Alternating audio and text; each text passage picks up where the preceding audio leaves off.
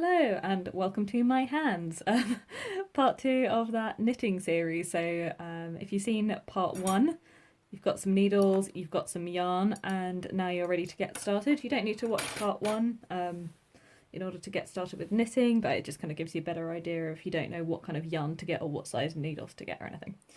So I'm going to be showing you 3 different techniques today, maybe 4, might chuck in that 4th one as well. And this is casting on, knitting and casting off, and I might chuck purling in as well, just seeing how it goes. So I don't know how good I'm going to be with demonstrating with my hands. I've not done it before, so I'll talk you through it. I'll tell you what the technique is called, and then you can go and Google better videos. If that's something that you feel you need. I'm trying to work out where my hands are. There we go. Okay, that's the sweet spot. So we've got our yarn. I'm going to take the button band off, and this has got lots of wild information on it, which I may delve into in future videos. I'm going to find the end. Here we go. And I'm going to do casting on. So you need to cast on the first time that you knit ever. So I'm going to tie a slip knot. Just starting doing it anyway. So I'm going to tie a slip knot and do that by wrapping it around your finger. So you've got like your little loop, and then put like a little loop into it and pull it like that. So this is those trick knots that you might have done as a kid. So if you pull it, it gets tighter. If you pull it, it gets looser. And if you pull it completely, it goes out. So that's the kind of knot that you want to start with. The knot for knitting. I keep wandering my hands over because I think they need to be over there, but they don't. So take that knot, and then you've got like a long end, so it's like a working end, and then you've got a tail. Some patterns just tell you to cast on with like a 6-inch long tail. You don't need to do that. I never do. It gives you some more to sew if you're sewing it together, but like this is fine. Don't give it a super teeny weeny little tail so that then when you pull it the knot comes out, but that one's fine. And then I've just kind of pulled that so it's a bit snug, but it still moves up and down the needle okay.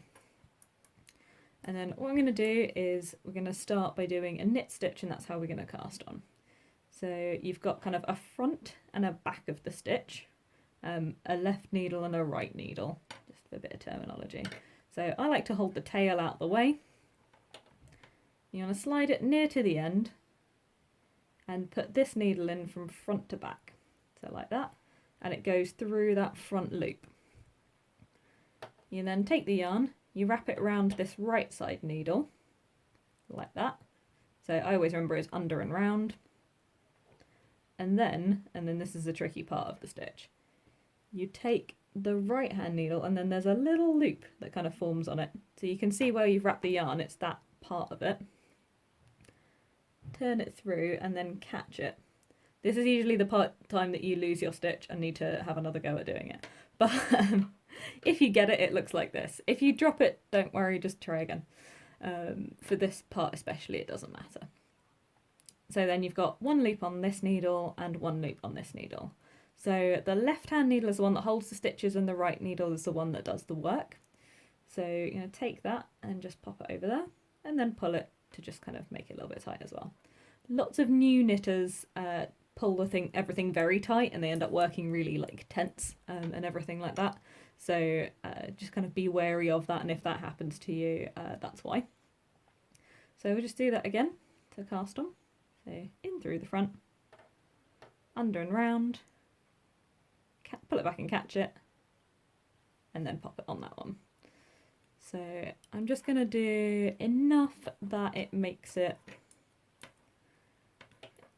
enough to show you how to do the rest of the techniques and things on it. So I'm just going to make a teeny little postage stamp sort of square.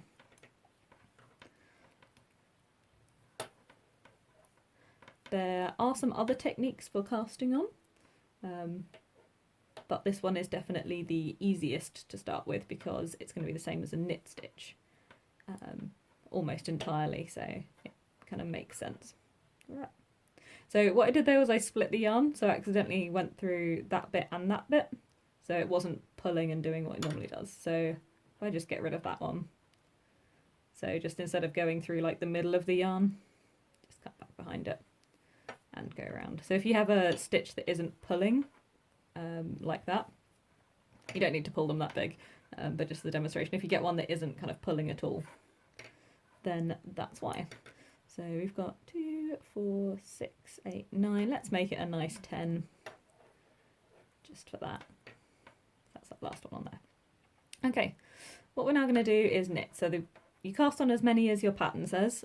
If you are following my recommendation of 4mm needles and double knit, something like 20 or 30 will make a nice scarf. If you do 30 with kind of 48 rows, then you can make quite a nice blanket square. If you make a blanket square, I'm happy to take those off your hands and add them to my mum's project she does. She knits blankets for charity. Comment or let me know if you are interested in doing that, and I can help with the details and instructions and things like that. So here are our 10 cast on stitches. So we're going to start exactly the same and put the needle in, wrap it round, pull it back and catch it. But then instead of putting it back onto this needle, we're going to take this one off this needle. So you just slide that one to the end and drop it off, and that is the most nerve-wracking thing you ever do in knitting, is pushing the stitches off for the first time. It's like, what do you mean drop it? So just exactly the same, the whole thing, like that, and then just pop that one off the end. You can use your finger, you can use the other needle, whatever feels comfortable for you.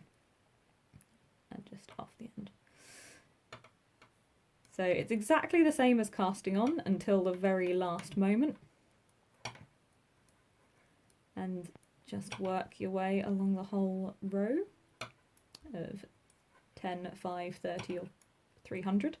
Oh, I dropped the last one. So I dropped the last one. It's the slip knot. I can easily see where it is. So I've just put it back on. And there we are. So once you've done that, swap needles. So you've got the points facing up again.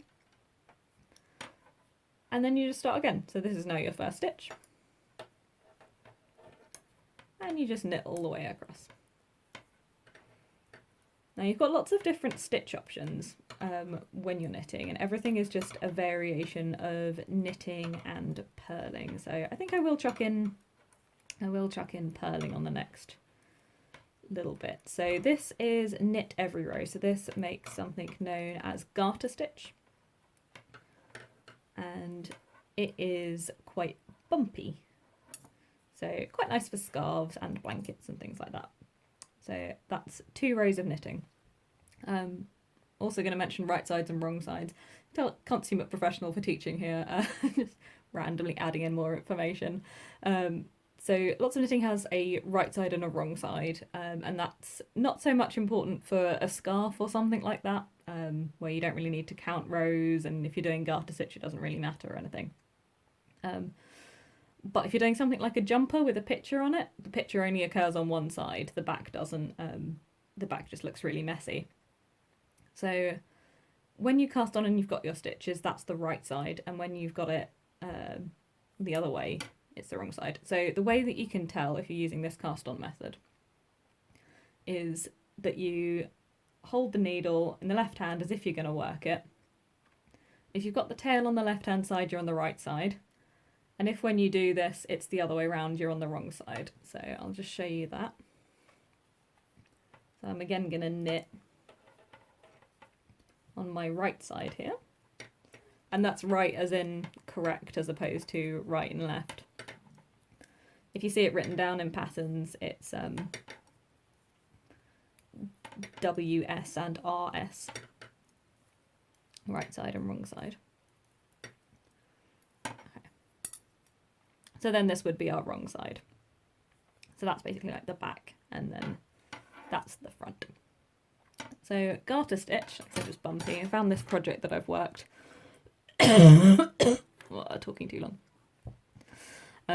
I found this project that I worked that's got a bit of a demonstration of it. So this is garter stitch.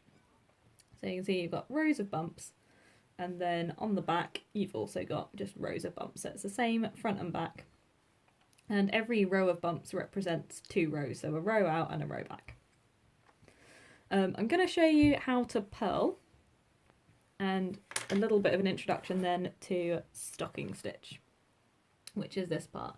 So this is probably the one that you're familiar with if you've seen jumpers or anything like that. If you've got anything that's a knitted jumper that you've bought or that someone else has made for you, it's probably in stocking stitch. So this is made by knitting on the right side and then purling on the wrong side. So every other row you knit and the other rows you purl. Hopefully that makes sense. It's probably the worst way of explaining that. Ignore these stripes and different bits because this pattern was really weird but quite fun. So conveniently, we're on our wrong side. There was a method to the madness. I'm going to show you how to purl and then that'll give you an idea of how to make that different kind of stitch. You can do entire projects just with cast on, knit, cast off. You can make blankets, you can make like in squares, or you can make a massive one and make like a blanket all in one go, or like 4 bits or whatever, like a giant Battenberg.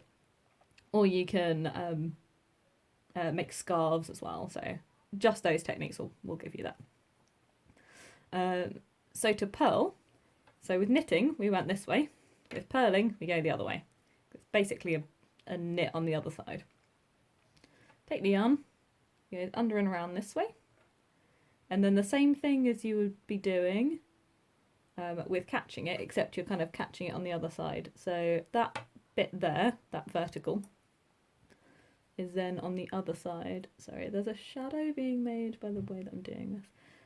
And then you catch it in exactly the same way. So it's there. And it's exactly the same as you were doing with knitting, except it's just on the other side.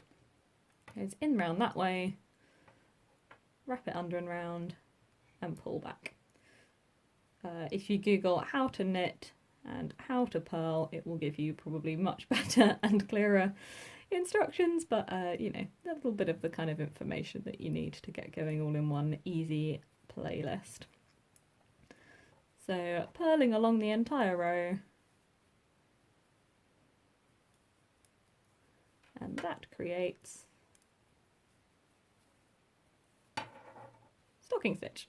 So I've got 2 rows here of garter stitch and 2 rows of stocking stitch. So the 2 rows of garter stitch are what gives the bump, and then you've kind of got this V shape, and every V represents a stitch. So that's what the 2 rows of V's are, if you can see them in there, hopefully. Yes. So you've got that one there, that V shape, and then that V shape, and that represents the 2 rows that we've just done. So knitting on the out and then purling on the way back. So I'm going to show you how to cast off. You would just keep going. Oh, you know, yeah, I'll do that rather than kind of complicating anything with trying to do rip stitches or anything more like that. So to cast off, again, very simple, very much like the knit stitch. If you get the knit stitch, apologies if there was just a weird jump, I ran out of space. So casting off. So pop the needle in and knit it.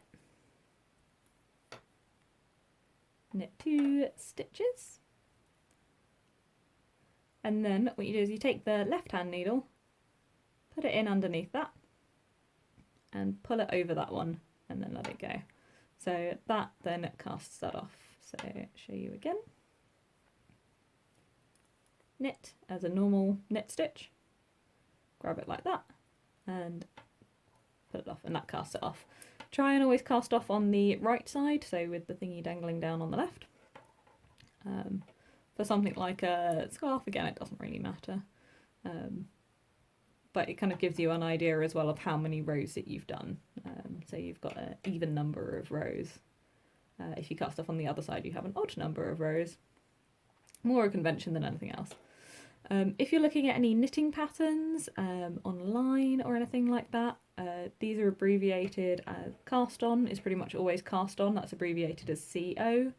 Knit is just K, and purl is just P.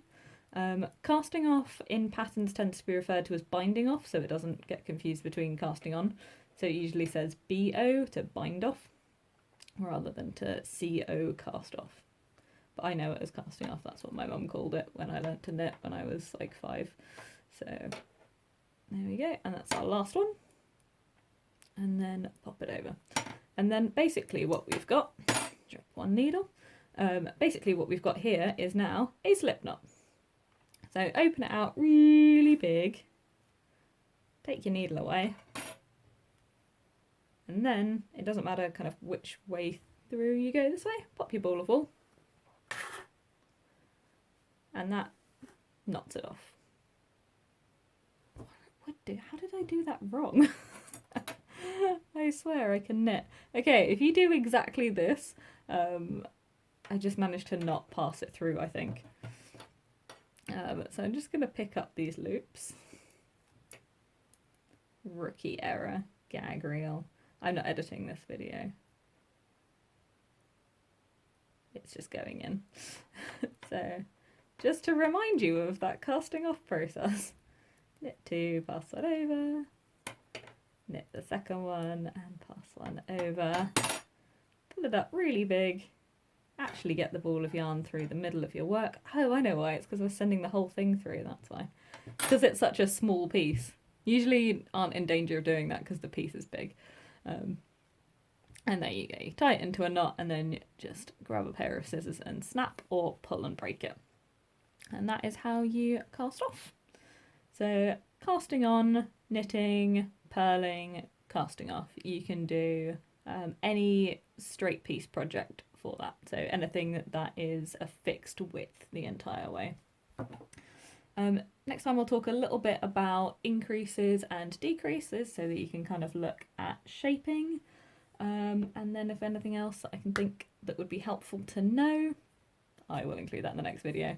Hope you've enjoyed and see you in the next part.